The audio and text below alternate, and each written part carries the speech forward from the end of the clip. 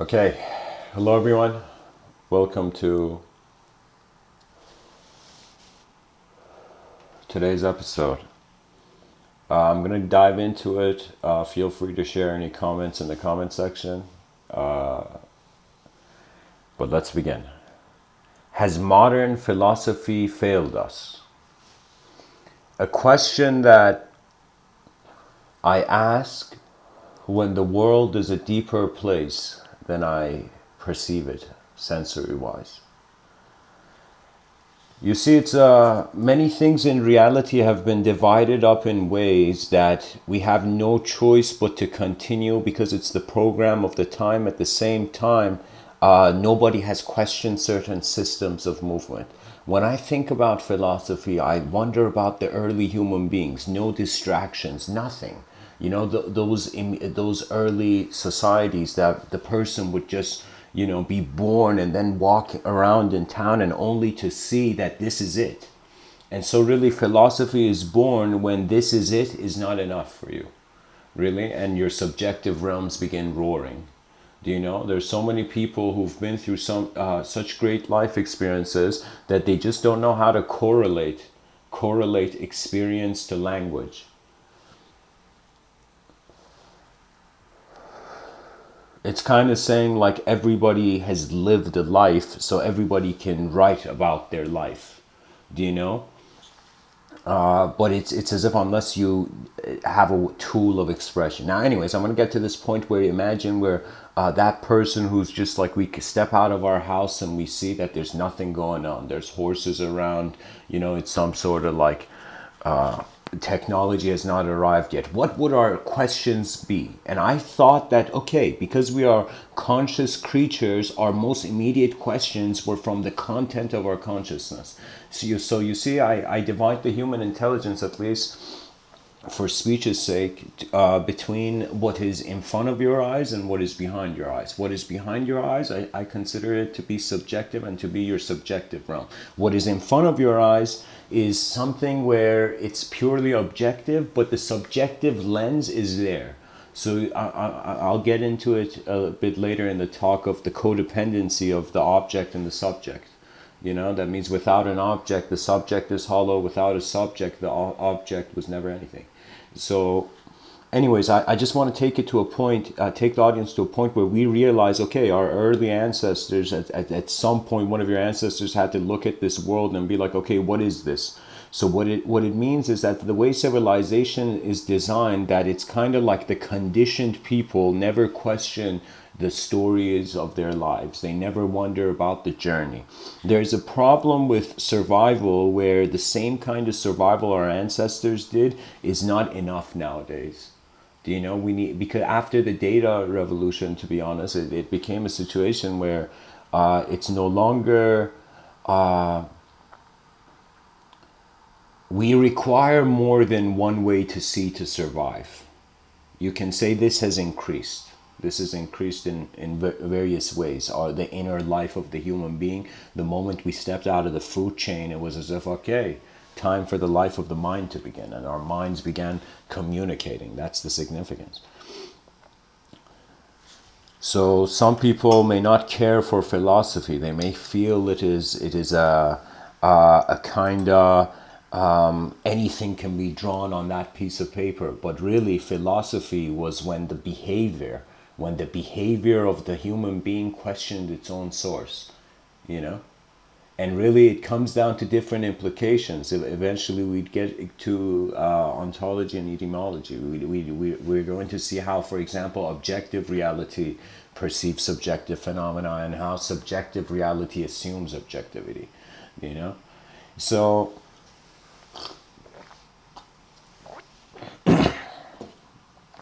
has modern philosophy failed us? The most important question. My answer is long term, no. Short term, yes. Short term is yes.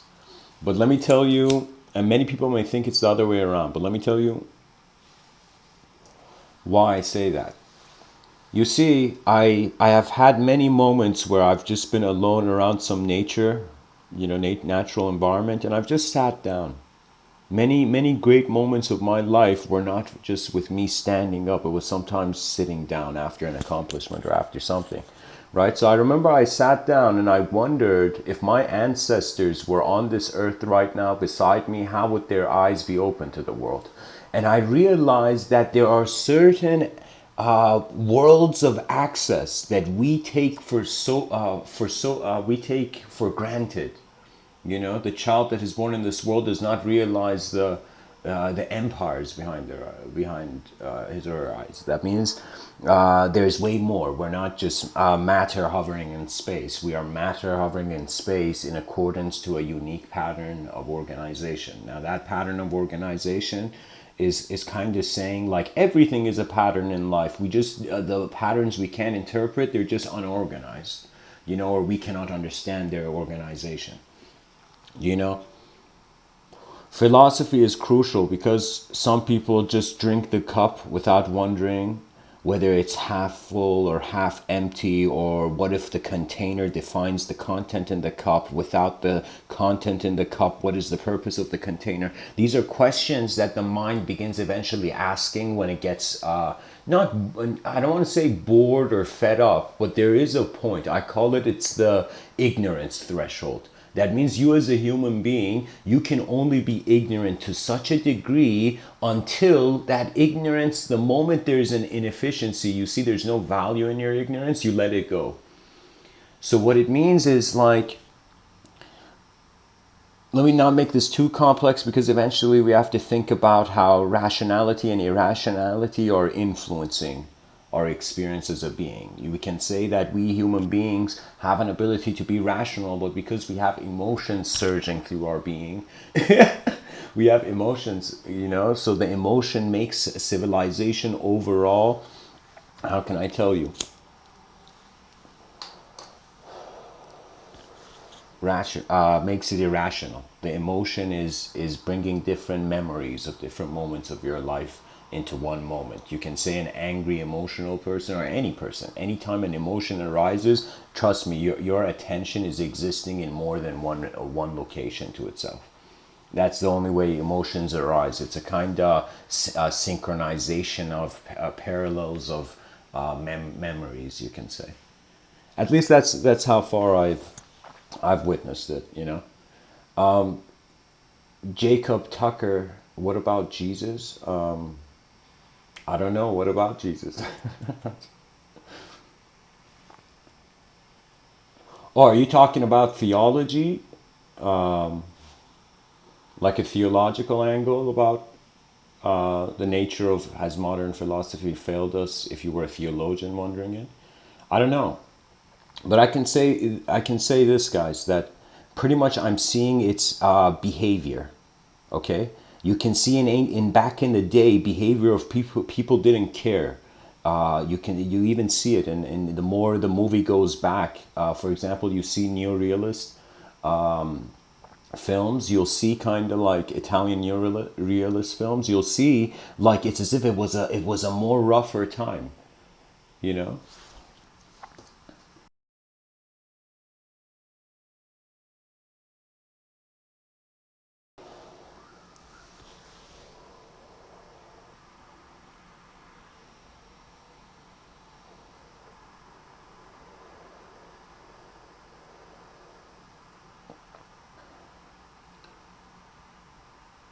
It was like less attention to the source of behavior, more just play the game of survival.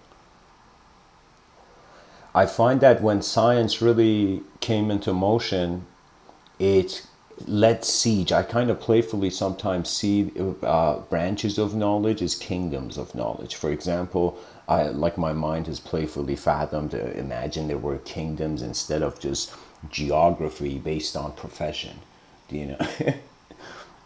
So I kind of saw it as if that science was getting rid of that space. That it's, imagine the writer. It's good. There's good and bad in change, guys. You can never have one thing change and it being good and bad. You can't chase the truth your whole life, realizing that it is being reshaped every day. You know, resculpted every day. So really, the truth is change about this reality. I find all messages of everything eventually are in the tides of change, because even though there is prophets in religions, but it's all God's will. So the prophet is like the intermediary between the angel and the human in some sense. Do you see? So when I even think about it, it's like you can say, have people stopped asking the important questions of life? And what are those questions? And are we being kind of pushed as a civilization to a sort of language loop? Sometimes I'm afraid that the species is taking the ostrich way.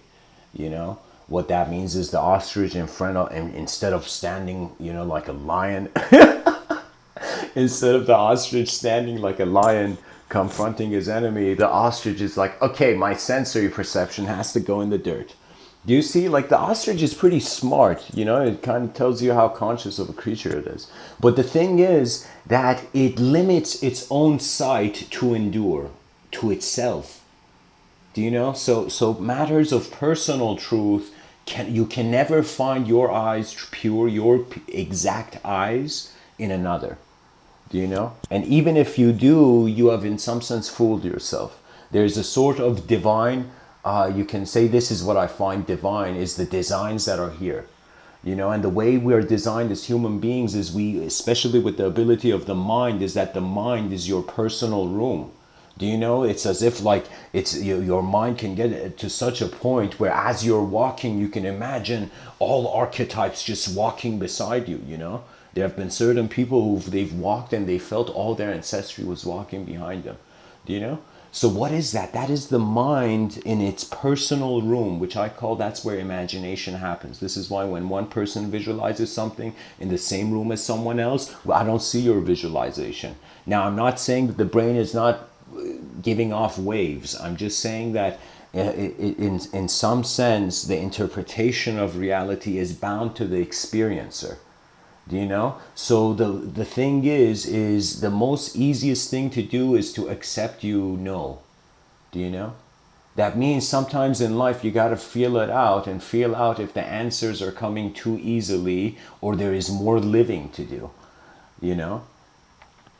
I find I'll get into religion in a little bit, guys, but let me just focus on this distinction of between philosophy and science. I want you to imagine as if science and philosophy are kind of like brothers. They're brothers who each have their own kingdom. And so it was like, imagine a 50-50 kind of kingdom. Let me not 50, like their kingdoms had peace. Philosophers back in the day, you were a philosopher, you were honored. The more we're going towards the future, because civilization is becoming technological, people are asking more technological questions. So pretty much humanism and behaviorism and how all of these led to from a natural environment are kind of being forgotten. It's as if like it's strange for me. I thought, what is this? It's like is life, is life breaking its own creation? And I realized in some sense the story breaks too. The stories that you have believed about reality covering your true direct experience, they will break. It's not that they will break, there will come a moment where they will leave. So there's difference in attitude. It's like somebody has let go of something and somebody who's holding on to it. That person who's holding on to that image, to that idea, you take it away. It's as if you've taken the steering wheel of that person's belief system from them. Do you know? So this is why Galileo even understood that you can never teach anyone anything. You can just make them realize it within themselves. How do you make people realize it within themselves? Give them a mirror. How do you give a mirror to the mind? Well, it has to do with the experiential resemblance. Do you know, some people may hear what I say and they'll be like, whoa, maybe like, Mr. Within, you're right. Imagination is kind of like a personal room of the person, of the conscious being, And some people may hear it and feel like imagination doesn't exist. Imagination is just like, how can I tell you? It's like, we don't even know if reality exists. How can you say imagination exists? So you see, the thing about the philosopher, and pretty much this is required for any wholesome human being, that you're not just designed as a solo entity, you're designed to be part of something. Now, many people don't know what they're a part of, and what I mean this is beyond nationalism, beyond you wearing the dirt of one part of the earth as your nation, you know, as your grounds, you know. So reality is way more than what the person first thinks at first. So I'm telling people, imagine you sat down for 10 to 20 minutes just at some point through the day, just super still and silent. If somebody came up to you in that moment and asked you, hey man, what are you doing, you'd be like, nothing, I'm just here. And that's the significance.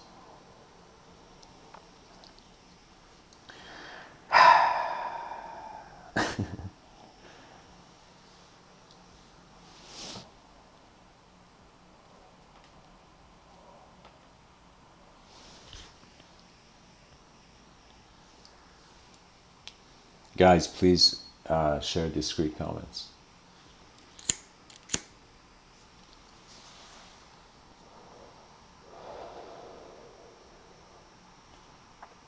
Modern philosophy, imagine that early human being just having no answers, so being able to ask purely the question, truly being able to be in the mystery of the cosmos without any other counter thought to it. Do you know?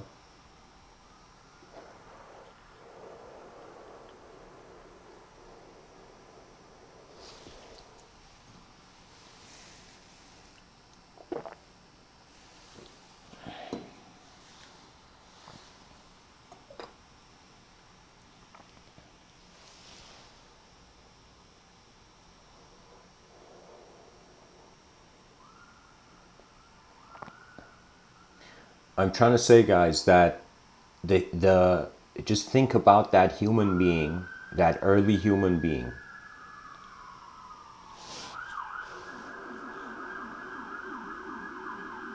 Guys, that's the sound of our world. That's what the average human being hears on a daily basis. You know, some things may on some level just be a sound, but that one sound has a world at its root. Welcome, guys, to the chat section. I'm just going to continue the talk, and then I'm going to engage in a couple minutes as I get this out. This image I have, I got to share. So guys, I'm gonna continue from here. Early human being. Oh, imagine opens the door of his house. You know, ancient human being goes out and sees nothing. Literally, there's nothing. The house is the only developed thing. And so the person sees nothing, and the person's like, okay, what is all this? What is all this? And eventually the behavior of the human being becomes a source of his knowledge. That means the ability to go into environments and communicate in ways where data becomes accessible. I have personally experienced speaking to people who, how can I tell you, like I've spoken to people who I feel as if it's crazy, but it's as if they did not even acknowledge me as a human being, you know. And I've communicated to people who have acknowledged my mind as beyond the human being. Like there has been many people, and by the nature of the speech, by how human beings can just abide to their true nature, because they're like, okay, I'm a unique DNA, you know. So I have my own existence to show in this world to live. You know, when we live the lives of others, we forget about the life that we're actually here to live, you know? So really the whole philosophy thing was a wonder. The person was like, holy shit, nothing's evolved. There's no technologies here. What do I do? You know? And so the questions would come in. How is reality here? How is existence? What is the story? And I realized that early philosophy was based on the profession of the person. So guess what? When the whole world becomes automated by technology, a lot of philosophies that could have potentially developed will not develop. Do you know? Because the person was like a blacksmith, and it's as if he believed in like the gods, you know?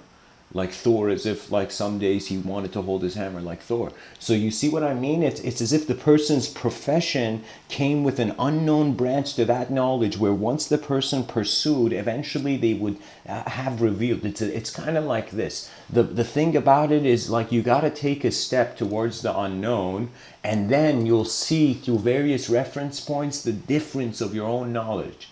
Do you know that means a wise man is not a man who thinks he's wise. A wise man is a man who knows when he's a fool.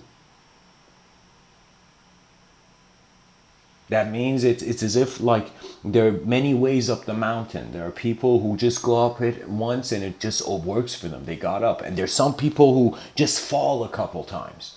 And there have been some people who have fallen so many times where they have reached a point where there's nowhere left but up. It's as if all the stories of their psychology begin centering around that one intention of vision, the infusion of energy with the objective phenomenology and subjective phenomenology at the same time. And what's even cooler than this is that your whole moment is being your whole moment. What does that mean? That means your mind, whatever you consider your mind, is really based what it does with it's like, isn't it strange? We say there's a mind that processes data, but this mind is based on the data as well. Do you know? So it's like how can I tell you? It's like the mind is data processing data. And so this is where we reach the point in modern philosophy, at least, where all those people who are still using the word thought or think that we're thinking, yeah, let me tell you, a thought cannot create a thought. It's a hollow. What it means is the philosophy is hollow. There are philosophies like that. Do you know? And eventually, as science has advanced, when science came into position, now I forgot to say this part, when science really, I find, entered the veins of civilization, what happened was the questions that philosophers ask reduced. So imagine the philosopher being a young kid, be asking questions, and suddenly, like, it's elders coming to it, and it's like, no, this is like this is like that, and they begin putting architecture.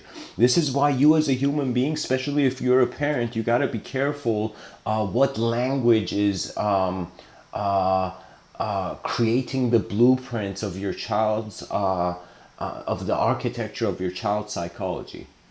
Do you know what that means? That means people are not just what they see, but what they see is what their choices usually are.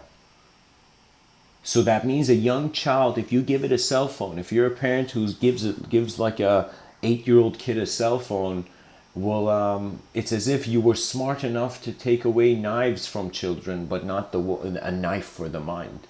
You know, because it's very crucial when and how data is processed. For example, when I was younger, in the whole cultural context I was thrown in, I couldn't process a lot of things that were happening to me. It's as if I was kind of strangely like a tank of my own hope. I was just going forth. It was as if, like, just go on, just go on, just go on, and things just went on. But there was no real living. I never felt I was alive until I saw something that I realized had nothing to do with my beliefs. That there is an experiential reality underlying everything. That we are creatures of a conscious ability to acknowledge the body as a particle and the mind as a field where this particle moves in. And so the modern philosophers should be asking so many deep questions. Technology is like a meteor about to hit all the cultures of the world. Do you know?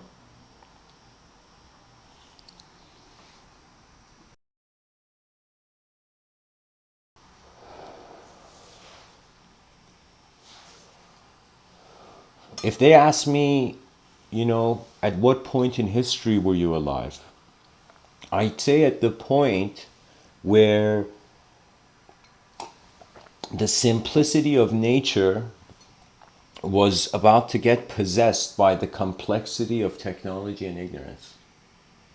What I mean by possessed, guys, you see, it's not that we're gonna be fine as a civilization for a long ass time, but I'm just saying we are putting certain patterns in motion that eventually our children's children won't be able to even ask the question. It's as if the question has faded because the environment has changed. That means back in the day, the person would look at a tree and be like, wow, look at this world. You know, look at how the roots of the tree are hidden. Perhaps the source of creation is also, like, the person would wonder. But all that space for wonder is being taken away from children because, in the sense, the technological era is making their minds more alive. So what's really happening, if again they ask what moment in history were you alive in, Mr. Within, I'd say the moment where human beings were slowly becoming just minds. You see, a mind is very easier to control than a body, because a mind, you only control it with attention. Why did the mule kind of follow the carrot connected to a stick connected to its back? Because it was its paradise and it was what it was in front of it. But when you have an ability to not just be attentive to what is in front of you, but what is within you, what the contents of your intelligence suggest. You see, I remember there came a moment in my life where it was one of the most beautiful, supreme, it was divine. I consider it, at least in my experience, divine. Where it was as if for a second I realized the relationship my psychology had with language.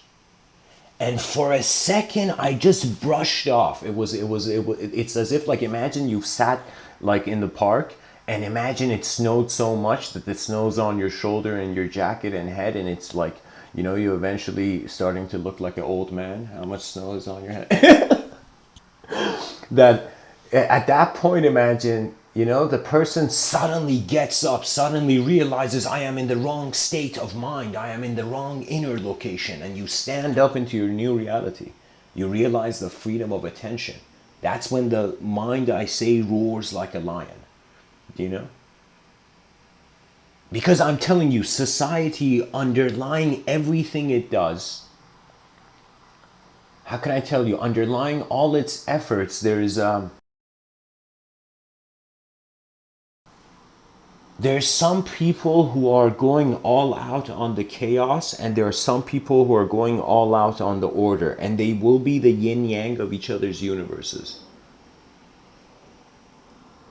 That means sometimes it fascinated me. One day I remember just looking at the sky. Many times I get really deep thoughts. I don't want to look at objects, I look at the sky, even though there's clouds and stuff, but like, it's like your attention gets less occupied. And ultimately, when the external reality becomes chaotic, it's like, here's the principle: you keep your eyes open as much as you can in the dimensions that you exist in, and eventually, if you're being pushed out or a certain wind of transition is arising, you acknowledge that wind. So what it is how you imagine.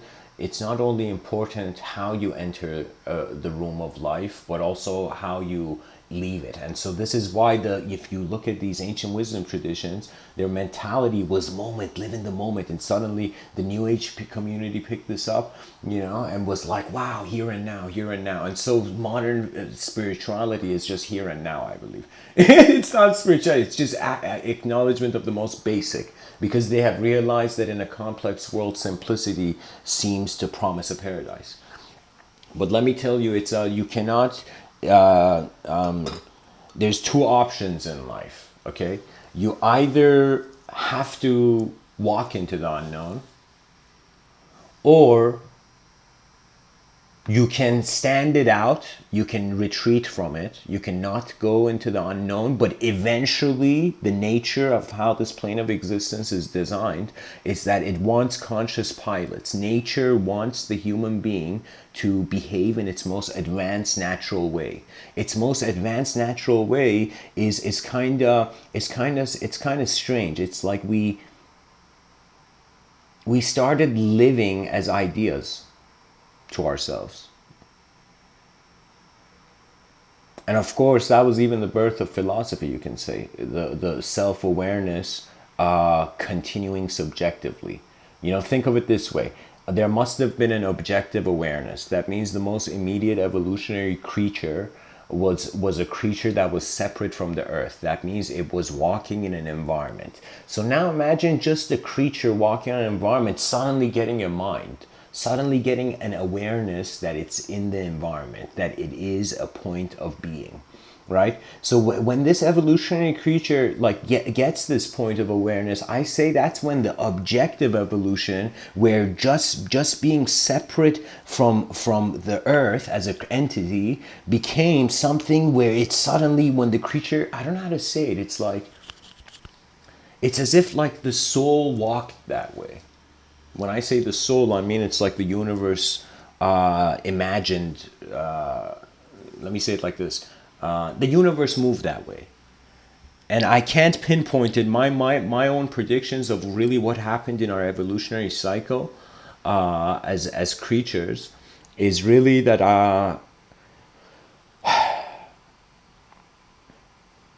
I feel it's beyond the language threshold. I think it's something that we can't say in words, but if someone was to comment on it, my closest guess of the kind of true center of the whirlpool of conscious activity, I've had this chaotic fear that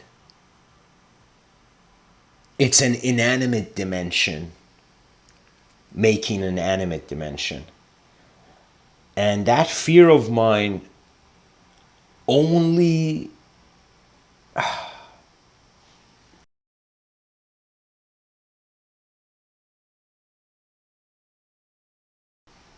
I don't know, guys. I feel it's my feeling sometimes is that I feel, first of all, educational systems should speak about a subjective evolution. I feel when the objective evolution, the end of the objective evolution was the same kind of metamorphosis as the caterpillar, where we went from just a pure unconscious movement of nature into a conscious being, and then a conscious being that it's conscious. And when we're aware that we're conscious, that was the early moments where the inner realm, the subjective realm, was taking place. So you can say, as the last cell of the caterpillar, as the last as cell of the objective consciousness kind of faded, it became a sort of subjective oriented. It was as if we had one foot in earth, and then we had the next foot in the sky, but it wasn't our foot, it was our mind. You know, this is why I say, like, if I was like, I don't know, like if I sometimes I entertain archetypes, of course. For me, archetypes, ideology is like clothing for the mind. I purely believe that a simple human being really is just a witnessing creature. It's a creature that's alive and based on a biological program, and it's witnessing. That other complexity has to come from the adoption of vision. That means moments in your life where you wonder why am I limited? It's as if that question comes to you, and you realize because you never dared for the limitless. So there's many ways. We got to be attentive as a collective species on how to evolve our sort of objective realm, and your subjective realm, your personal realms. Those can evolve too, but in a much more unique way. So on some level, we got to kind of like establish certain ground rules. Like okay, so in front of your eyes, you got to live in a chess game where the rules you got to respect, but behind your eyes, you are moving the pieces of meaning. So when I look at this and I see that this creature used to ask deep questions, but now it is falling into the illusions and simulations of answers. You know? Let me tell you, man has wondered what is the worst technology that he can create. You know what the worst technology is? It's the one that renders his utility void. It's a technology that replaces us. So there is this thing that modern philosophy has failed because the voice of the technological revolution was too loud. It's as if technology was like a giant, and like philosophy was like just this one dude, like, yo, slow down.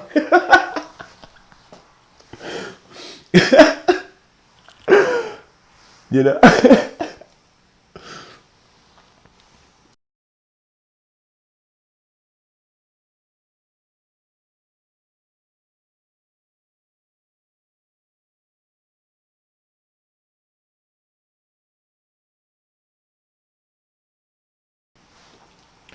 Science took away the environment, both inner and outer, of the philosopher's vision, right? So philosophers have become, this is kind of sad, but they have submitted. What I mean is, guys, I'm not science. You see, language is, you got to be incredibly playful when you hear my talks. You know, Aristotle says it's the sign of an educated mind to entertain a idea without accepting it, right? So just hear what I'm saying as if like my voice is some sort of movie behind your eyes in accordance to your own experiences. But I'm saying, like,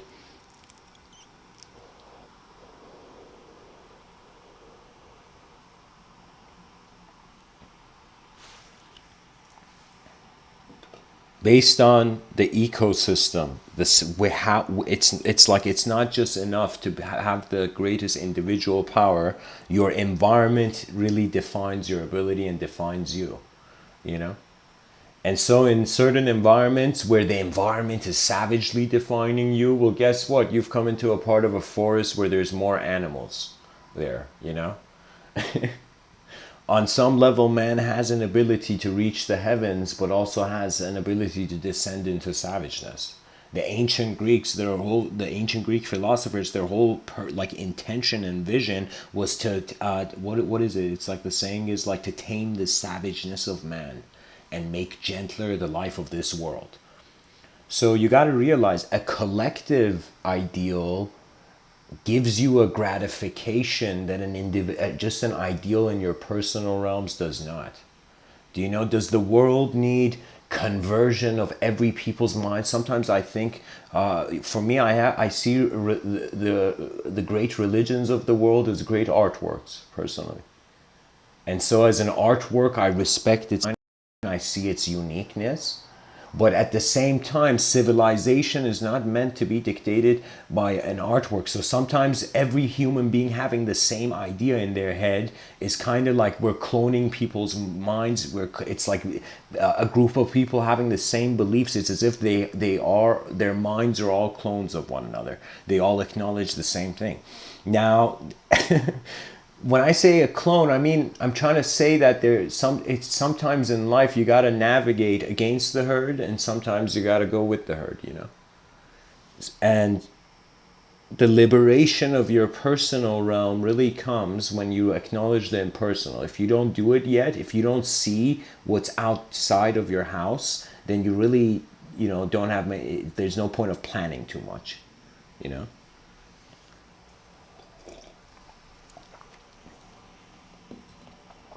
So I find that science and philosophy, based on a total insensitivity of every human being to the language, to the linguistic simulation, the language simulation, and the language threshold, because we're not aware of this, we are taking our each other's communication on a personal level, right? Because we're taking it on a personal level, more of our inner subjective constitution gets changed by the external reality's influence, so we become emotional. So it's like kind of thinking like we don't want to get rid of emotions, but if emotions are causing savageness and collective inefficiency, it's not that we want to get rid of emotions, but what do we do with the emotions, right? And most people are like, express your emotions, and sure, but we have to also wonder the implication of an incident, especially when you are wondering as a person of the implication of the incidents of your own life. Do you know? That means my mind found an ability once I kind of could witness the same way I see objects. Like you can look at an object, you can turn around, look at that object from different angles, different elevations. I find the same with subjectivity. Okay, so what does that mean? That means when I observe that object, I'm not that object. When I observe a cup on the table, I'm not that cup. So similarly, when you begin realizing you're an observer of your own, you can say sub effects of your psychology, your subtler planes. The pilot, like how scary would it be? Imagine, imagine. I often use the metaphor of pilots of consciousness to refer to the human position. So imagine a pilot in an airplane, and suddenly the air hostess comes in, and stewardess comes in and says, "Pilot, are you okay?" And then the pilot is like, "I am one with the plane. There is no pilot here." It's like how how scary would it be if the pilot feels him and the plane of existence are the same thing? So do you see that discretion that yoga would advise? All these Zen mindfulness practices are advising that ultimately an idea is not meant to be the instruction booklet. Some people use their beliefs like Jarvis from Iron Man, you know? But I'm telling you that it's like you.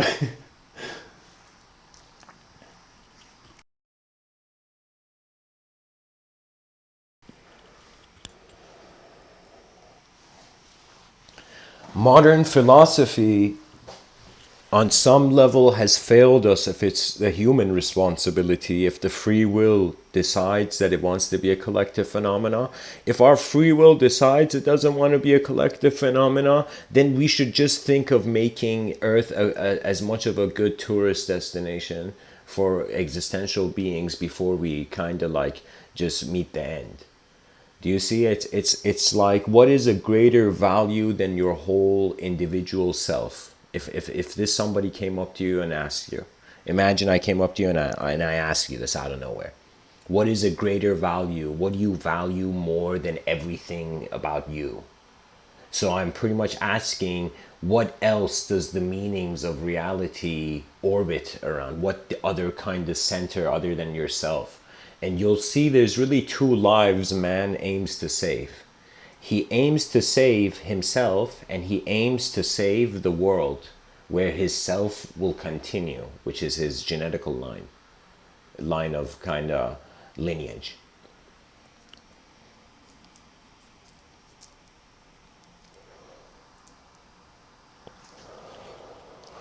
Human existence, even in ancient books like the Vedas, Upanishads, Gita, human existence is an opportunity. But it is an opportunity where, in accordance to your own free will, you see the value. That means there's some things and some problems in life that you can wait till the end of time. You can wait for eons to solve it, only to realize, holy shit, am I incarnating because I have no idea where I am? Can you imagine? Can you imagine? It's like that's why maybe they call it lost souls in the karmic fields. So you see, in Vedic tradition, human existence is the bottom of the mountain, and there are higher planes, and these higher planes not only move towards the avatars and the embodiments of pure knowledge, but eventually they become raw experiential energy. So what happens when there's this complex system with many different laws and many things in it, and you're trying to really see what it means? So what you do is you're looking at its constitution, and when you keep looking, you're looking at all the subparticles. Eventually, you will get to a point you're like, holy shit, I broke this particle up to such a degree that now I'm just left with energy. It's all just energy. What else can I call it? There's nothing left. So what I'm saying is, at most we're all just unique energetic expression, and all the classifications are like language was sparked on the planet. This is what the species doesn't realize. This is why the language wars continue. And you got to understand, all physical wars start because of wars of the mind. It's people's minds that are at war. And they're often at war with themselves, but they want to take it out on others because they wonder about what's the purpose of external living if I can't express myself. But you got to realize, it's like a sculptor. A sculptor, when he sculpts a masterpiece, in that moment is conscious enough, is mindful enough of where it wants to take it, that it doesn't make the wrong pressure point or the wrong touch. So you see, it's not just shamans that thought life was ceremonial. Many things in life go based on rhythmic patterns, and these rhythmic patterns have to do with the winds of your inner realms and the winds of your outer realms. So I found it hilarious. I'm considering my mind to be, like, generally, like, this was before. I was thinking, like, early on, I was thinking, okay, so I'm a mind, all right. So I'm thinking my mind is beyond my body, kind of Rene Descartes, mind-body dualism. Each mind is in its own dimension, body is in its own dimension. And then I realize every time, like, the greatest chaos of the mind, that it's like when anything happens to the body. So I'm like, how is it that I'm experiencing pain when my mind is not an objective phenomena? So a person can, at any moment, in any moment of their reality, especially a conscious living being, can just take one step out of that thought sphere. Trust me, the greatest ability is not to have great power or to, in some sense, have no problems. The greatest ability is knowing when to move. And that can be either inspired by your honest nature, or it can be by inspired by the promises of your dishonest nature. So you got to ask yourself, as a temporary human being, what is the value of every moment and every day which happens once? Now, you don't have to go super deep into this, but I'm just saying, when you take that into consideration, it gives you freedom. You're like, holy shit, I'm here for a little while. So you're no longer held back by any sort of cultural inhibition or any other sort of dimension or programs running. It's like we're pretty much one moment of attention, and the contents of the moment are influenced by various systems. The same, it's like the temperature in this cup is very different than the temperature of my blood, for example. Do you know? So what I'm saying is, reality is occurring in many different ways. We are suddenly moments of observance, and we've suddenly realized, all right, we saw the object of observance, but because we're observing it, we're not that. So what else is left? And we're like, all right, we saw the subjects of observance, you know. So what else is after the subjective realm? And suddenly there is a reversion into a non-dual state before you learn language as a child, and that's when your soul, again, like playfully, I don't know why the lion image is coming to me a lot today, but it's like your soul starts roaring. In ancient times, they said it's following your divine remembrance. That means a lot of ancient and holy books, so considered, were never meant to be read by normal eyes. They were not meant for the common man. They were meant for the uncommon mind. When I say that, it means intuition. That means it's a mystery. It's like some mysteries are just waiting for some people's eyes, and some mysteries will never accept that person's sight. Do you know? There's many things. Reality is just constant manifestation. And what does that mean? That means, well, the only difference is, like, our ancestors had less freedom sorry, not less freedom. It's like,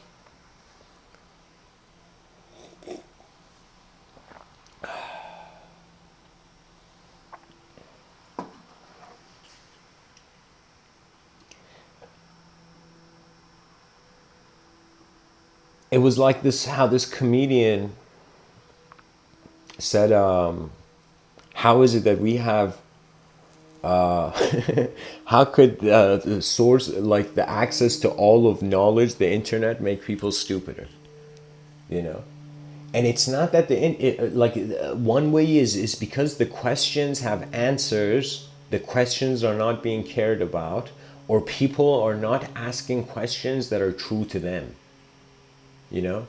Sometimes you could totally be living a life for the wrong reasons and not realize it. There's this strange thing that I was listening to this podcast where this poker player, like, this podcaster was asking this guy, and this poker player was talking about psychology. And he was saying that there's some people who come to play the game, and the person subconsciously feels he doesn't deserve the money he has, so he's kind of there subconsciously, just making himself lose on purpose to feel internally stable, right? So the consequence of not abiding by your let's say true nature is that you actually are end up in a simulation. And so eventually how can I tell you, it's like, what do you do at a dead end? You know, you either smash Hulk smash the dead end, or you turn back and navigate as a new self. Really, that's pretty much all of life. It happens every day. Every day we sleep, it's like, okay, it's like all the emotions, everything that defined the person yesterday, somehow it's like a week from then, it's like it's not there anymore, you know. So what does that mean? It's like our minds are also like the shores of a beach, where whatever we write on that day, the shores like come and go. You know, whatever we write, the shore cleans it up. Kind of when we sleep, we awaken again to the conscious state.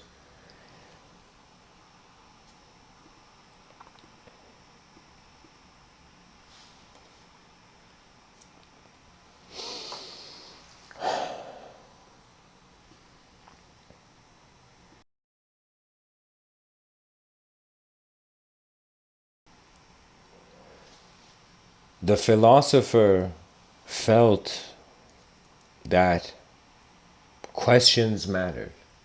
But when science came to give answers, and its answers became like miracles of the objective realm, science in some sense took away the attention of a civilization that perhaps needed to wonder a bit longer. You know, there have been many inventors. It's kind of like the last glance of the dying inventor on his deathbed, where he's just looking at the world and he's like as if looking at his invention and just saying, kind of like, how can I tell you? It's like the last push of subjective hope before the inventor dies. You know, transitions out of here. The inventor brought the new, yet if the new does not evoke the newer, it will become the past that will change the future. Sometimes in life, certain things have to go. Sometimes in life, certain things require to stay a bit longer. But then, eventually, all will go. That's the true wisdom. I find that your mind will no longer be prone to stress. No longer you as a human being will experience any sort of an upset kind of view. Let me tell you how it is. Just it's a kind of Zen practice, but I don't think Zen spoke of it this way. Maybe there must have been. I mean, some people could have probably thought this, but for me, it's like you just wonder, if you were never here, what would the world be like? And I experienced that. Like, it was a moment that found me one day. That I was just looking out of a window and I'm like, what if I was never here? What if I had never existed? How much do I want to change the world for the better? And I realized if I had never existed, the world would be still okay. That it's such a mass collective process that regardless of the outcome, at least there are movements, there are collective movements occurring. At least, rather than it's as if I'm kind of happy. It's like on some level you look at the United Nations, and of course the nations are not united, but they're united as a communication point. You can say the United Nations is a common stage that unites all the nations. But outside that stage, every nation is their own nation. So there's a view that you see, okay, there was a time where civilization was way more fragmented. So at least now that it has become into different nations, so okay, that's an improvement. But then you wonder about the true unity of land and man's mind. And really, it's psychology. Strangely, a lot of meaning in life arises from one's behavior. That moment when I just for a second just wondered, as if I never existed. I wondered how would that feel like, and I realized it would feel as if my being was freed from myself. And for that moment, I realized it would be a new start, and I realized it's not about kind of changing this world. Really, it's about in rhythms of efficient vision. And certain beings, your free will as a conscious being can choose. Just like you go to a grocery store, you can choose many things. You as a human being throughout your life, in your grocery store bag, have also put many ideologies, many thoughts, and many ways that the world has meaning.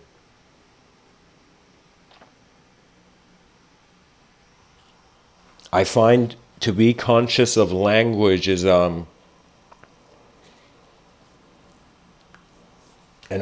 very advanced step.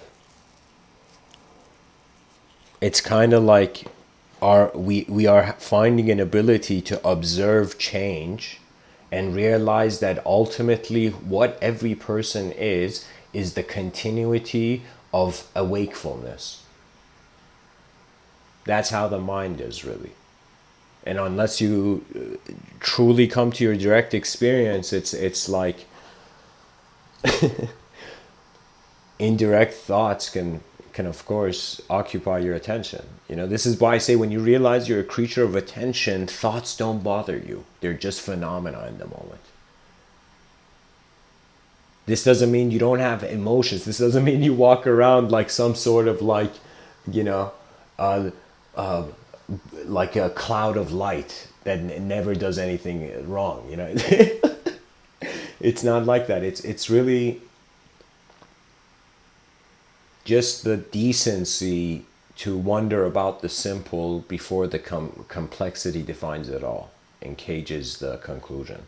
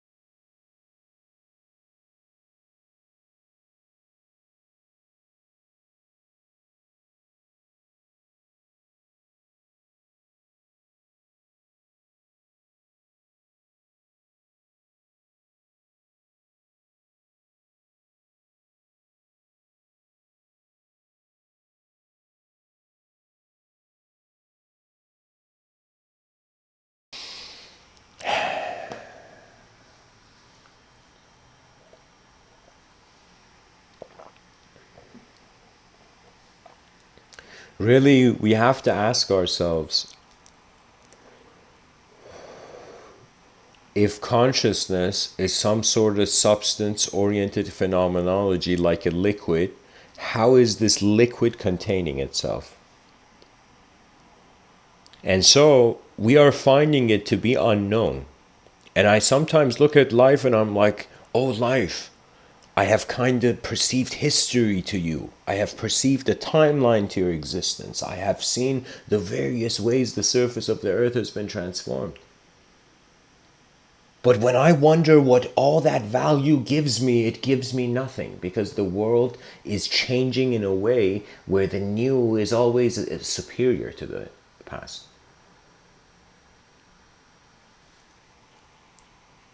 So I think every technology has its limits, and language has its limits too.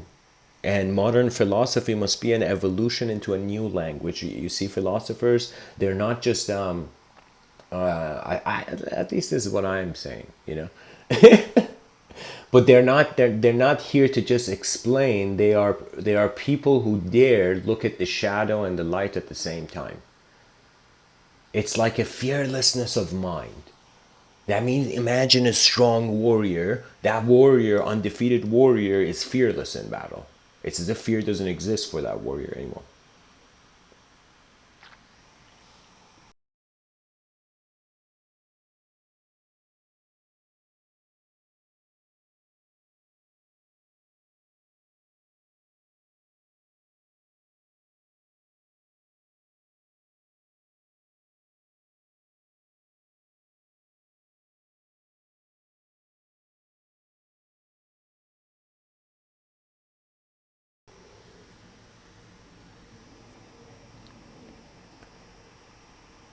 To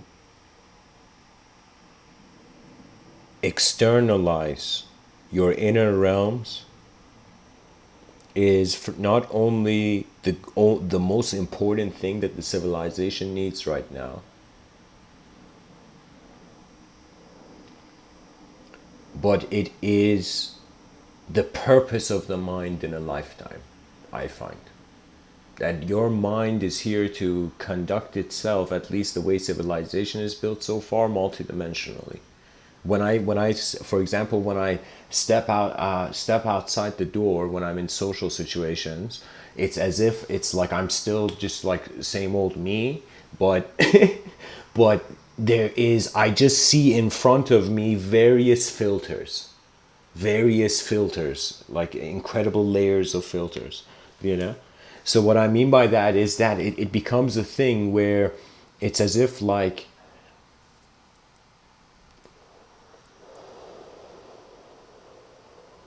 Without trust, intelligence doesn't move. That's simply it. If you don't trust the moment, you are the silence of the moment, usually.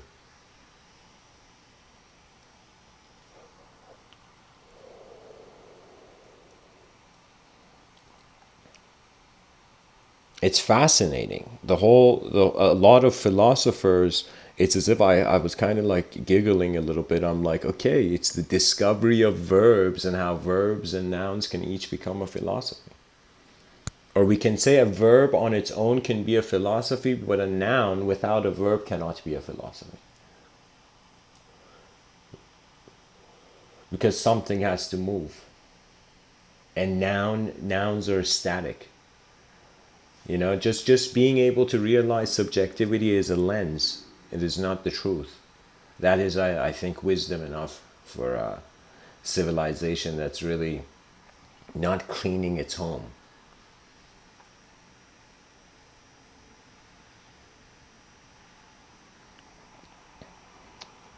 Terence McKenna, this incredible speaker,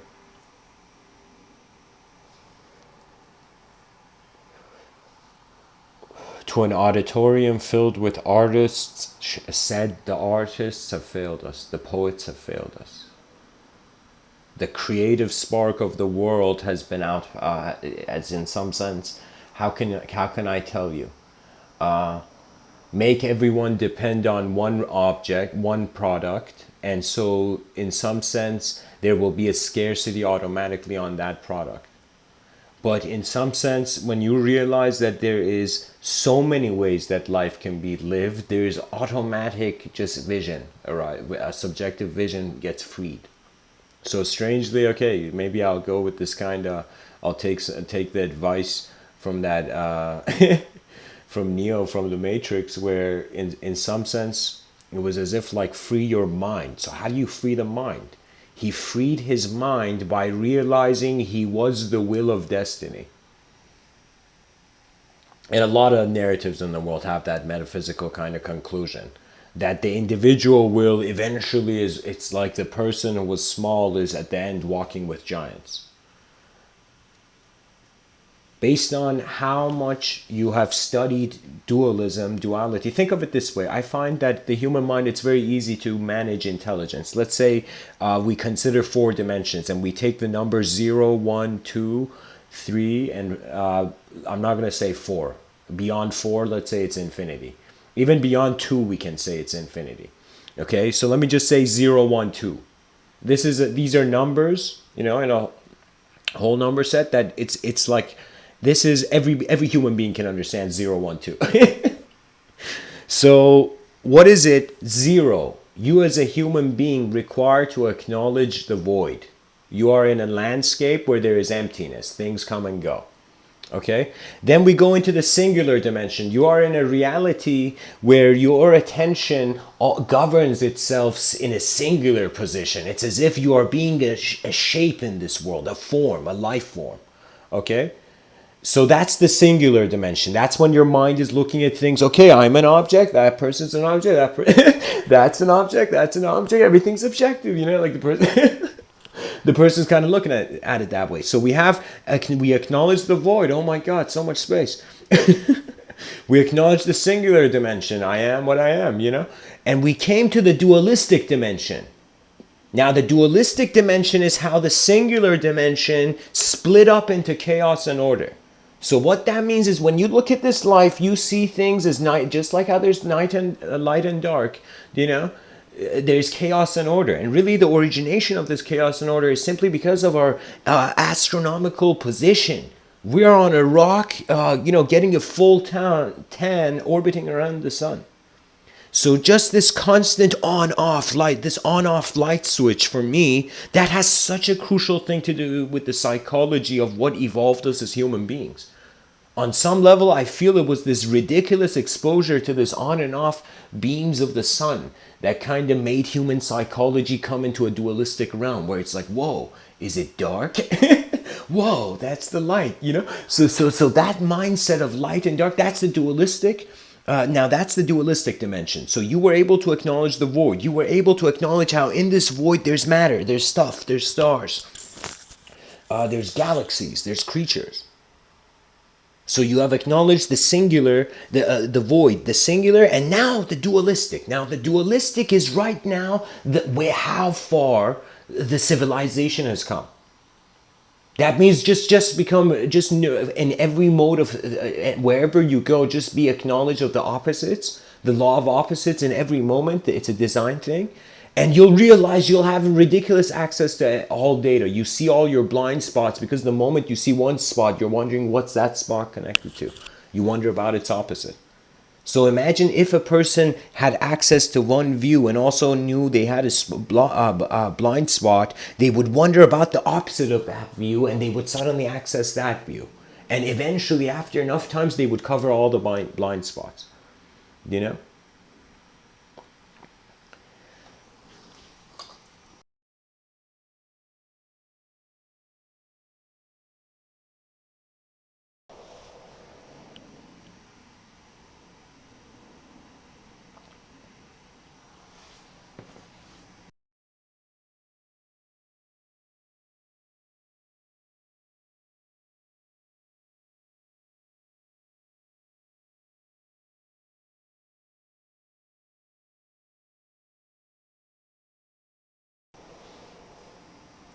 Beyond the dualistic dimension, I playfully say it's infinity. That means there's no longer a numerical orientation beyond the yin yang symbol. The yin yang symbol doesn't go to the third dimension, let's say. The third dimension, I just say infinite dimension. Okay, guys, just consider that. That means I'm saying beyond the technology of our language, geometrical patterns that are infinite, or let me say just in patterns that are infinite, rhythms that are infinite, are going to make us kind of communicate through a geometrical language. I don't know how it's going to happen, but I think I remember years ago writing about it. It had to do with the child of the greatest technology we create for light and the greatest technology we create for sound. The children of these two technologies will kind of spark that geometrical language. I don't know how, but anyways.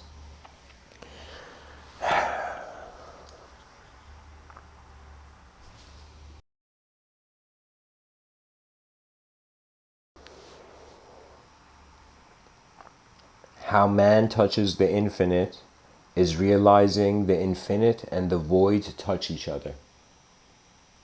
So you kind of see, like, as long as you're in a dualistic dimension, everything will come down to duality.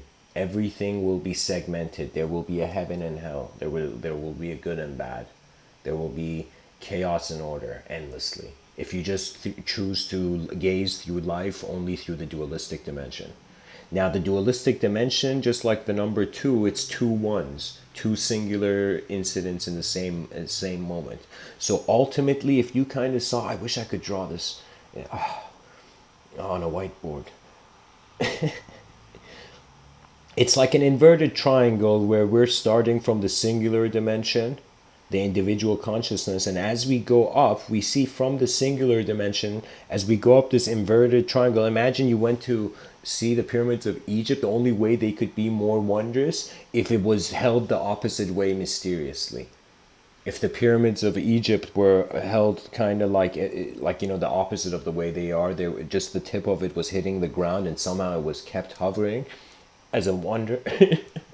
That would be like so this inverted triangle, from the singular dimension you go to the dualistic dimension. When you go beyond it, you risk the archetype infinitely stretching.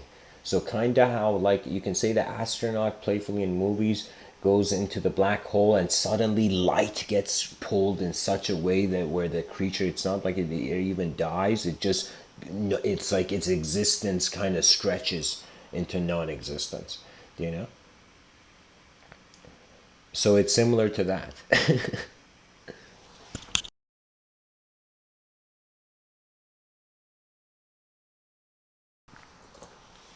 So if the poets had failed us and children of the children of these poets were like, whoa, whoa, whoa, what do you mean the poets have failed?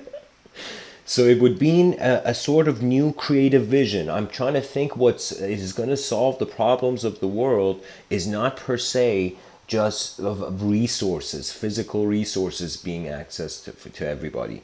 What's going to fix it is that the mind has to become greater. That means I'm like, okay, what do we do? Do we just evolve our bodies or do we go and wonder about the mind? When we really care about life, it is seldom it is said, but like there needs to be a love for something that really brings the deep questions in life. You won't even pass the. It's like you'd be Frodo going, trying to go like past the Shire, and imagine he's like, nah, I don't want to leave the Shire, man. Like he throws the ring away. So it's one of those things where I don't know, but like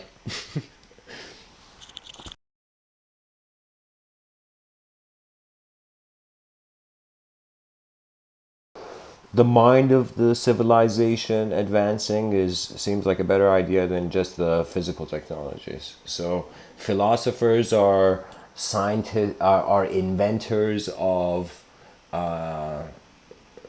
knowledge or the edges of knowledge to some degree.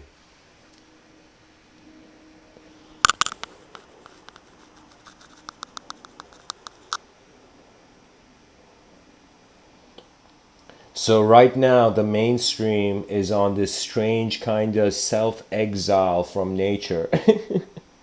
And in this self-exile of like this civilization from nature, we are caring for the quality of our personal lives more for than the quality of the overall system that defines the quality of our personal lives. So it's as if human beings, they feel the systems that govern them have failed to such a degree where if you go ask the average kid in a Western society, like, tell me, man, how much do you know about the political situation? I mean, certain university kids might have opened their eyes earlier, but like many people have their eyes closed to what's going on because they feel the system is inefficient. And when you feel something's inefficient, it's like how do people usually in the civilization treat those of a lesser class to them? They just move away. You see that thing, the lack of responsibility to kind of it's like some people rather run away from rather never go to heaven but not to confront hell, you know. I don't know, it's like I'm gonna tell you a story. This is a story that finds us from a it's a Christian story, and I think it's during the time of the Inquisition, maybe.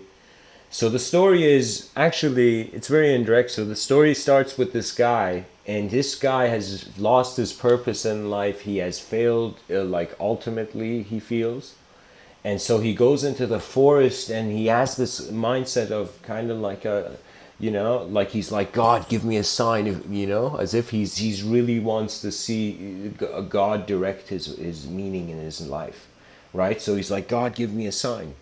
And the man goes into the forest, he's walking there kind of like self-loathing, kind of emotionally tormented, his archetype constantly breaking itself to himself.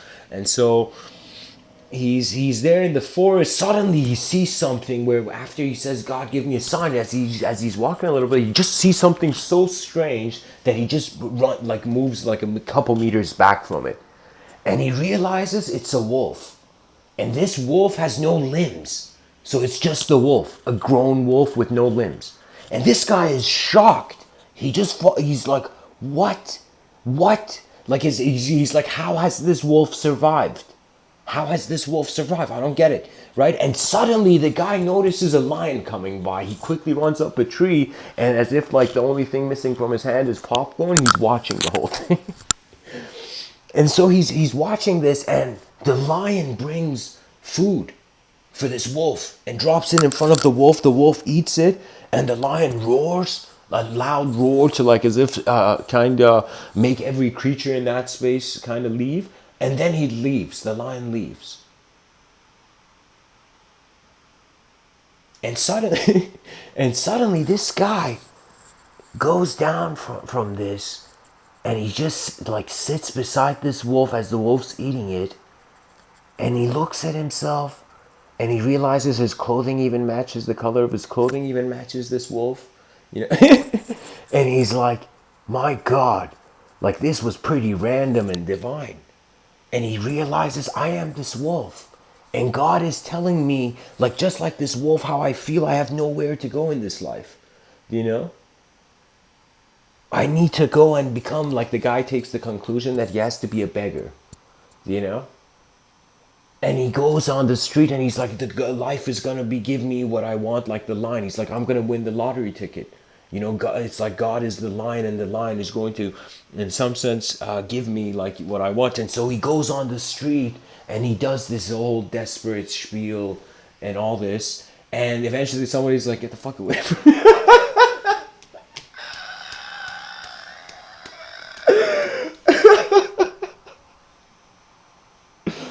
Oh man, that's ridiculous.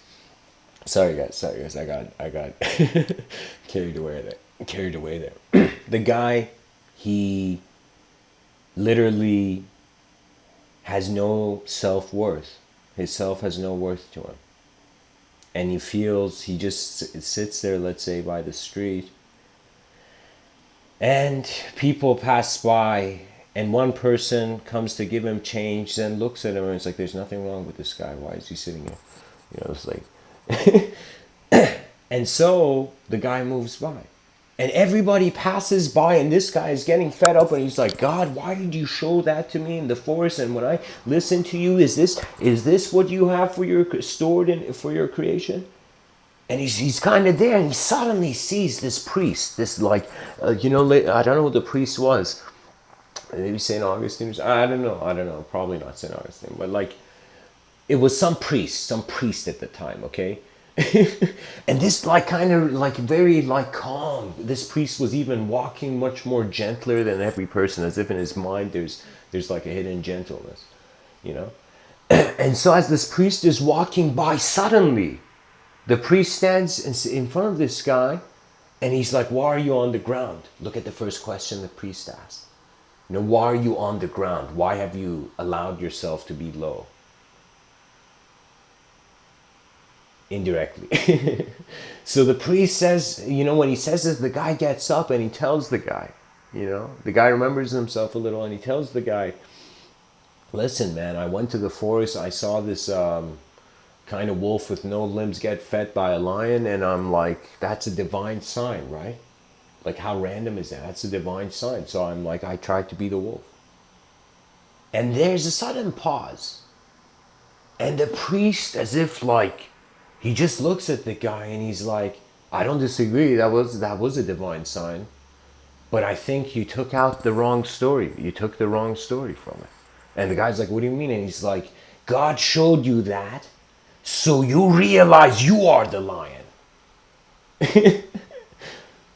You know? So that's the moral of the story. Be the lion of your own moment.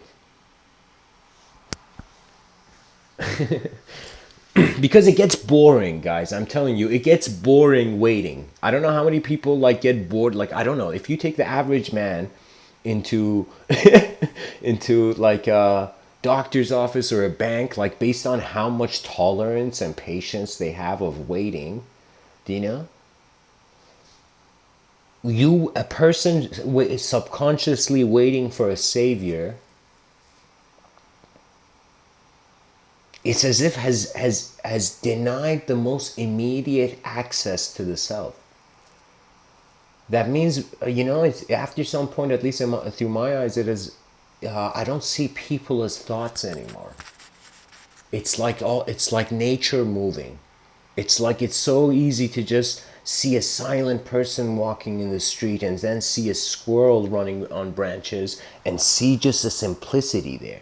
As if prior to man's voice, there was the voice of nature. And you know, the Druids, in regards to kind of like theosophical circles, took it too far. You know, many people took the imagery of nature too far, not realizing it was preaching simplicity all along. So think of this way, that it's as if your physical biological existence is an instrument of your attention. And based on how your attention moves in this life, this instrument gets certain capacities to play certain melodies or move in certain ways.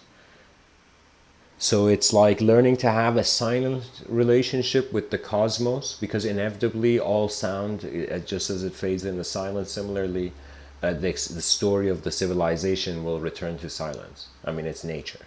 Nature is kind of like lights off, lights on. Yeah. What can we do? What can we do? What can we do about a cosmos that is designed that way? If God is your lens, if God is your eyes, and then God likes spheres. And sometimes I'm like, how surreal. A light from a giant sphere is entering my, the sphere of my pupil.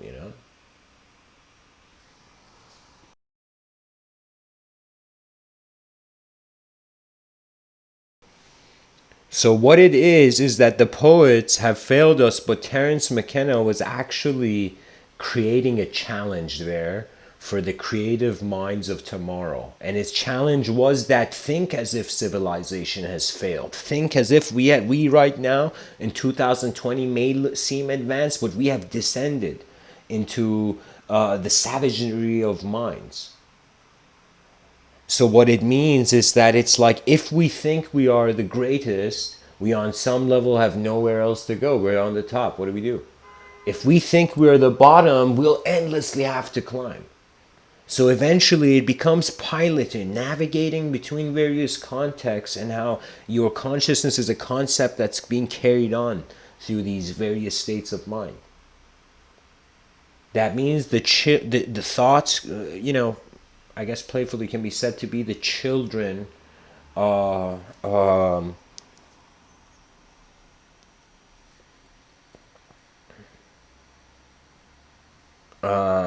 to be the royal children of a neurological kingdom. Something like that. It's fascinating. It's like you can zoom in and out of simplicity and complexity. After some point, you acknowledge the dimensions of life, and once you have, I say this is a state of mind I call the philosopher's table. When you reach the philosopher's table, this is a giant table where all the philosophers in history are at this table. And on this table, it's as if there is a sort of collective mind wondering about the journey of various senses of self. Because when you think of yourself as a human being, you can automatically think that it's like, others are the same as you. you know so what I mean by this is that we are united by our design, yet our creations are separate from how each person's subjective realm is projecting. I'm kind of telling people, don't think it's just enlightenment, it's just inactivity. And this whole thing about enlightenment was a sort of question, a hidden yearning for an attempt at the ultimate. So you are an energetic expression on this earth, right? You can choose the way. It's like you can choose the world you see and then walk in it, or you can walk in the world first and then the world will tell you what kind of world to see. You'll stumble enough to get a sense of the plane of existence. So I feel that an advanced civilization probably should have an advanced way to acknowledge itself. And I find the most advanced way, or at least the most advanced thing that man has led to, is communication. So we have to study communication again. This means language becomes the king of all branches of knowledge. Imagine educational systems if each classification of each branch of knowledge, in some sense, as if, imagine they all bow down to the king, which is the study of language.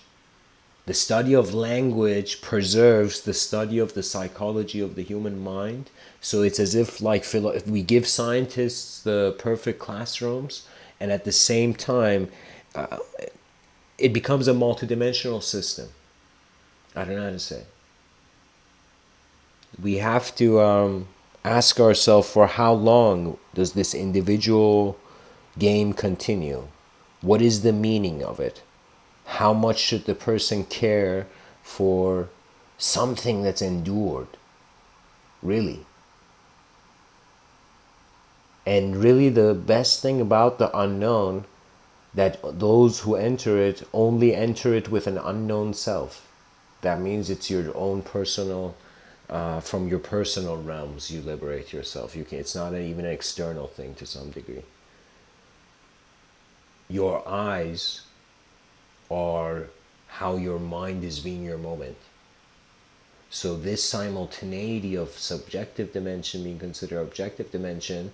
So I find myself to kind of realize it's like weather. Our thoughts are like weather. And sometimes you got to know when to take out an umbrella, when to have your free will dictate the moment, and when to navigate with the free will of the whole moment. When to put down the crown of power and to learn to laugh like the most playful fool. It's as if, think of it this way, a person's mind in any given conscious moment, let's say, contains more than one archetype. You know, now all this content of archetype, all these eggs that are in the basket of people's minds, okay? Or let me say it, let me say it, all these programs of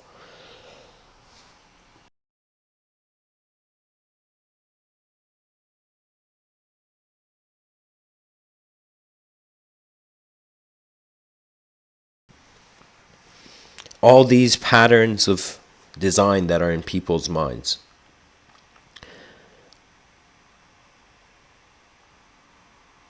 If the person's moment contains a consideration of future, automatically there's more than one archetype. If the person considers the past, automatically there's more than one archetype. If the person doesn't consider the past or the future, then it becomes a situation where the present moment only has a single archetype.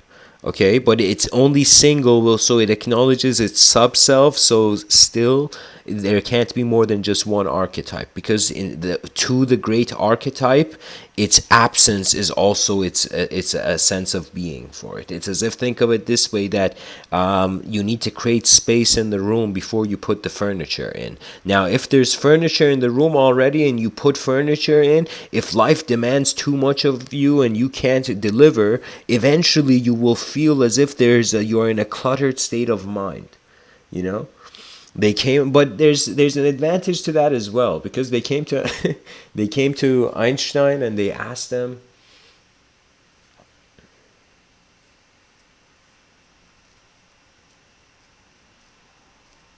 They asked Einstein, I don't know, like, why is your desk cluttered or something? And he's like, does it suggest a person's mind, like, your desk being cluttered? Does it mean your mind is cluttered? And he's like, then what would you say about a person that has nothing on their desk? So it's as if living some kind of life is better than having no life at all. And then to truly have no life would really mean a state where you're not an ideological, where life is not just limited to the story that your consciousness navigates through as itself, as being a subjective self.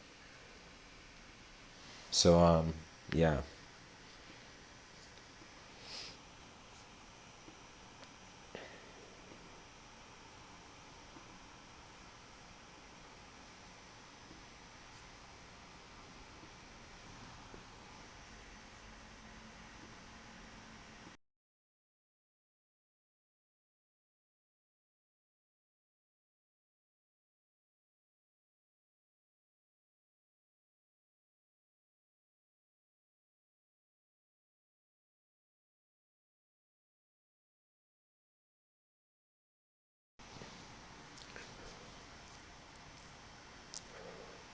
Modern philosophy, if it forgets ancient philosophy, has failed itself.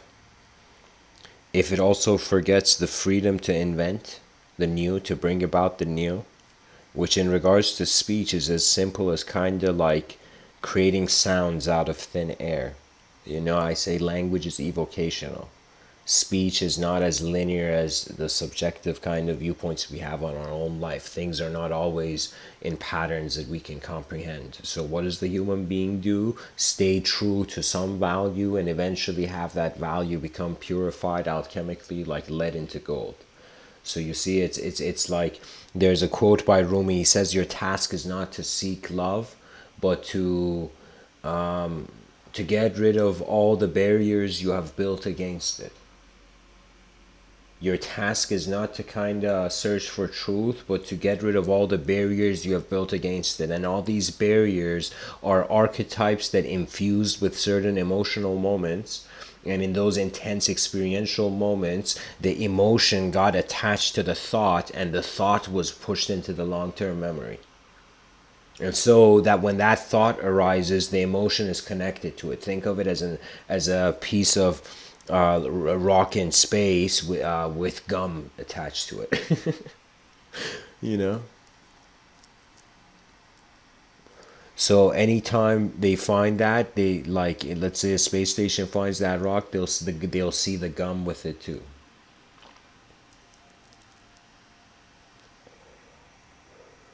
So the emotion arises when the thought is kind of like activated. And the thought activates because the sensory perception has to endlessly kind of like, as your heart endlessly beats, your mind endlessly kind of looks around, pretty much wonders. If that wonder can be rekindled in the modern generations to kind of wonder, holy shit, we're creatures of language. It's like, oh, is there anything else than that? Or should people wonder about their nature of identity, the identity of the human being?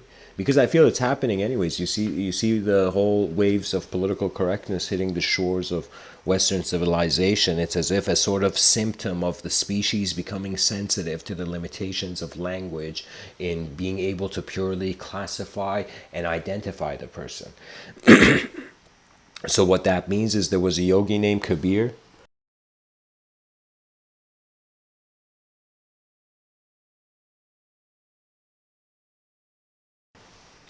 And this yogi named Kabir, he was a witness of some crime. They take him to court to testify what he saw.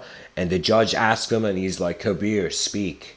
And people know he's like an enlightened sage. And so Kabir says, say what? And he's like, what do you want me to say? And the judge is like, tell me what happened. And Kabir's like, I cannot say it. And they're like, why can't you say it? He's like, because I saw it. And then the judge is like, why can't you say what you saw? He's like, because what the eyes saw, the words would never become. Do you see the sensitivity that human being had to the linguistic simulation that the consciousness found itself in? So on some level, yeah, there is sacrifices. It's not a perfect system. What that means is a philosophy that avoids chaos may be believing itself too soon. So, has modern philosophy failed us? Philosophy is seriously just human beings wondering how the environment is influencing their behavior, and then wondering how this influence kind of free will is going to interpret the environment. So it's like an exchange between collective systems and individual systems, kind of particles coming in and out of place. I don't want to use the word quantum because nobody knows what that means anymore. But really, what it is the simultaneity of nature. It's an instant. Even Kabir, they asked him how long does it take to get liberated. He's like half of an instant. And there's a thing where Kabir, I think there was like somebody had come to Kabir, and Kabir just looks at one of his disciples and he shouts like imagine like a as loud as an army general, and he shouts and he's like, "Student, tell me, what is God?" He shouts this like intensely. And the student in that second just instantly responds and shouts, "It's the breath inside the breath." And there's a silence. And Kabir is like, his silence is like his kind of like he's acknowledging the person. Yeah. As if he's like, "You did good, lad." But like what I'm saying, what I'm saying is pretty much it's the breath inside the breath. It's the inconceivable witness, observant of conception. And whenever that is accessed, philosophy automatically blooms, because your task is not to just live in the world, but to also be conscious how you are being the life in it. You are putting the life and significance in everything. Your value system is a reflection of how you have processed your experiences, and how the processing of endless sensory perceptions has somehow led to a free the reflection of a free will in the mirror of its subjective realm. A species that is aware of language will evoke the greatest movement. I find there's this renaissance coming. I call it the multidimensional renaissance. What it means is people's inner dimensions will begin becoming sensitive to how language, idea worship doesn't have to be the norm. And so once we no longer are obsessed with language, we actually see we become life sensitive to reality, and we actually see how things are happening, you know? Because life becomes a lie, it becomes like that weird karmic thing where it's as if like you don't know if your desire was the right one it was the right fruit to pick from the tree.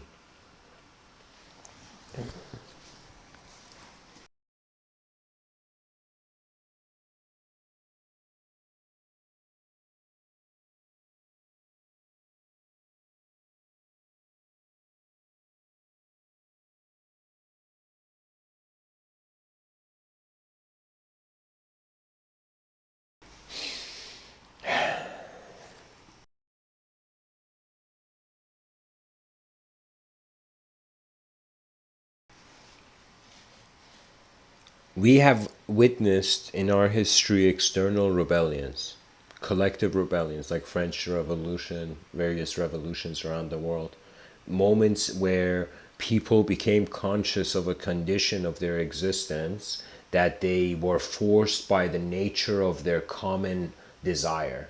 You see, when this is a thing you see in the psychology of any person who feels guilty, that the moment they feel guilty, rather than trying to get rid of that guilt and redeeming themselves, they want to make the world guilty, so the whole world is standing by them side, because it's becomes, the pain becomes less if others feel it too.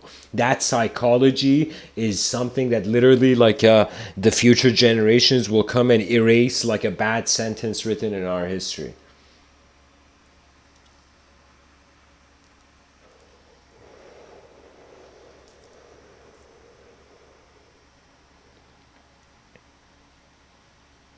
The sensitivity to the value of experience. Even when I kind of looked at it, I'm like, how fascinating that it's all about freedom to choose. And it's like, imagine like the world is kind of occurring inefficiently, but they come and put a painting in front of you of an efficient world, so you're like, okay, as long as my eyes don't move away from this painting, the life is going to be okay. And so there doesn't emerge that collective responsibility, which I have no idea how that next level renaissance, the multidimensional renaissance, that sort of inner rebellion is going to occur. It's going to be personal. Of course, I know that every person's reality people have to realize that their beliefs and all the content of their mind, all their beliefs and ideas can not only be instantly relocated, can not only be instantly shifted and changed, can not only be instantly infinitized. That means you can have one thought and have it echo. You can see the parallel dimensions of potential phenomena, subjective phenomena. you will reach a certain point where you will realize the mind has a free inner life, but a condition has an unconditional inner life and has a conditional outer life. That means right now there's no, like, when I say the mind is unconditional, that means it's present through all the conditions of mind and living you have gone through. You know what's hilarious? The true value of enlightenment is not for a human archetype. That means it's not for enlightenment. Is when any person was ever gotten enlightened, is that they were no longer human. That means they no longer in that state of mind. There was no need for self. It's as if this endless dance of the self in the world and the world in the self stopped. And for a second, the being saw the cosmic landscape not through the eyes of a belief, not through the eyes of a subjective program or objective program, but through the eyes of an energetic field. It's strange. It's strange, but behind our eyes, our intelligence is occurring like as if we're all drops in the same ocean. That means you have, even if you go beside a person and you sit long enough beside them, you're going to, it's as if like the shore, the waves from their universe will waver off on yours. And the same. And so you eventually see the being who abides by the law of nature, which is to know the free will, pretty much. That means if your name is Will, just figure out how you're free. But in an existential landscape, only to realize that after the era of trying to find truth, praying to truth, all this stuff to hoping for truth, we realize we have to build paradise on earth. Or if really we mess up on earth, then we have to take the earth into the heavens, take our civilization into the stars. But I don't know, it's like I don't want to inhibit technology. For me, I thought about AI, and I thought like, okay, like Neil Bostrom in his book, he speaks about it as if like a bunch of birds get attacked by owls and they steal an owl egg. And so one of them comes, hey guys, what if this owl turns on us? And they're like, nah, we're going to condition it. It's going to be on our side. So they only see the good things of AI. But I'm seeing that if AI comes, maybe that such incredible technologies arise that the only thing we need to do is we have to celebrate AI. I think if AI is going to be built, we have to act like the human design should be like a friend. Do you know? This is why I thought of like kind of writing stories that that will show man. You see, like, what is this? What the hell is Hollywood doing? Seriously, it's like evil aliens attacking humans, evil robots attacking humans. What if we saw the landscape much larger? What if films were not just showing a transition of time only in one location, but was something where it was a transition of different moments in civilization? I feel I thought of something fascinating, guys. I often write science fiction, and let me tell you why. Any person who wonders about any person who becomes a futurist will automatically just wonder about parallels of the future and like write those ideas down. You know?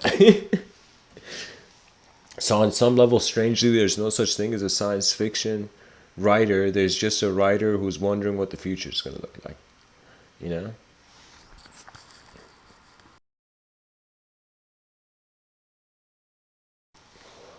So any person who wonders what the future looks like, you are suddenly in the same room. But anyways, the behavior of human beings with their own creation, the responsibility we require, how Rabindranath Tagore says, I slept and dreamt that life was joy. I awoke and I awoke and saw that life was service. So he slept at first. That means it's as if life was a dream of self-gratification. He suddenly woke up and realized, no, life is service. Serve your civilization, serve your species. He suddenly realized, oh my God, it's like service. You know, it's like I was just having fun, but now it's service. Now, if service is fun, great. But if it's not, then it's like the human being is still self-obsessed. So, and then the last part of the quote is, so he says, I slept and dreamt that life was joy. I awoke and saw that life was service. I acted. I acted. I served, that means. That means you dared live. I acted, and behold, service was joy. That was the ultimate joy. The advancement, just being able to see the potential of the advancement of the civilization. As if the civilization worked at such an intensity. Of course, I'm dreaming here, but some dreams become reality sometimes.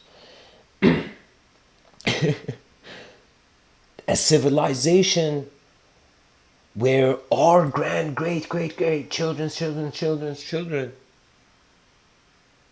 looked at the world and they were like, our ancestors were even ahead of our time. Like imagine that kind of effort. Really what it is I've spoken about kind of knowledge being beacons that are passed down. And really the greatest beacon is sight. Sight that has value. All of history, all of knowledge is just inner sight.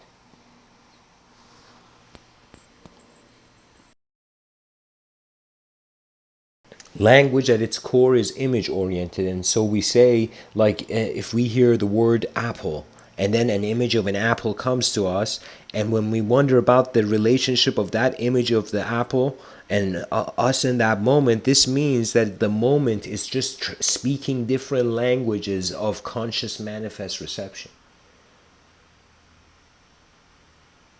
So it's as if like there's a language where you're only taking from the world, and there's a language where it's as if like the world is kind of like you're giving to the world, you know? So the ultimate kind of goal is a strange service that is joy. And I thought, all right, let's say service. Let's say the whole civilization right now was super ready. Every 8 billion people were like, all right, let's forget our differences. You know, let's not idolize anything and let's for a second do the right thing. You know, and imagine 8 billion beings became conscious and suddenly were able. And really, what is that vision?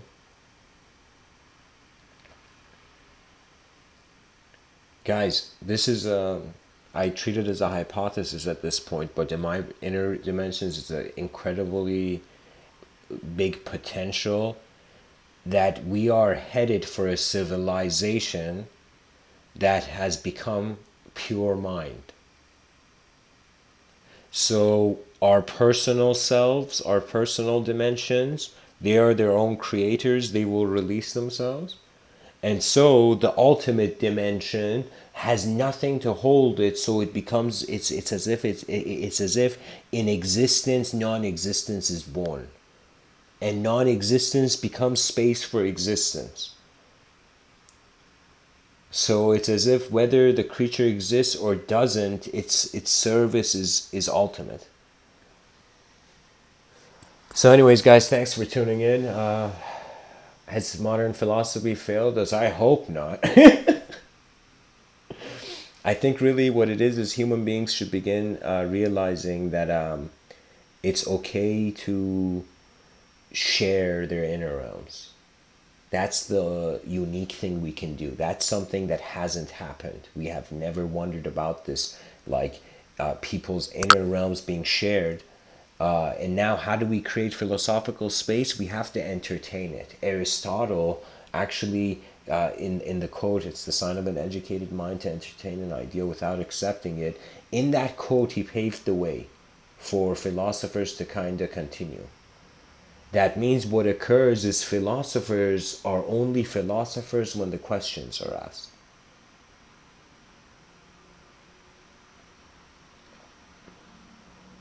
The greatest being on this earth is not a being that is fighting. this earth, both internally and externally. It's a being that has acknowledged that the life that is behind its eyes is also in front of it, the same life. When I say your mind is being your moment, that means when you hurt someone or do something inefficient, you're doing it to your own mind.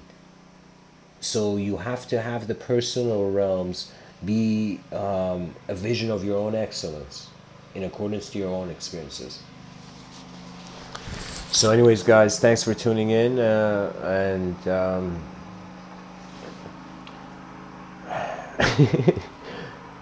this episode features also the construction of modern civilizations.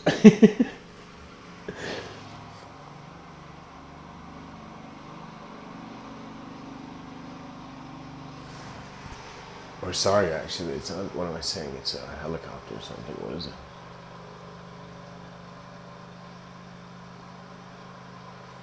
Anyways, guys, thanks for tuning in.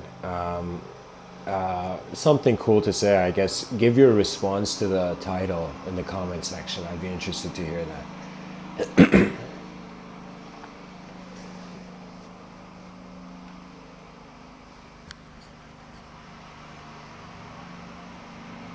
The survival of thoughts depends on the freedom of experience.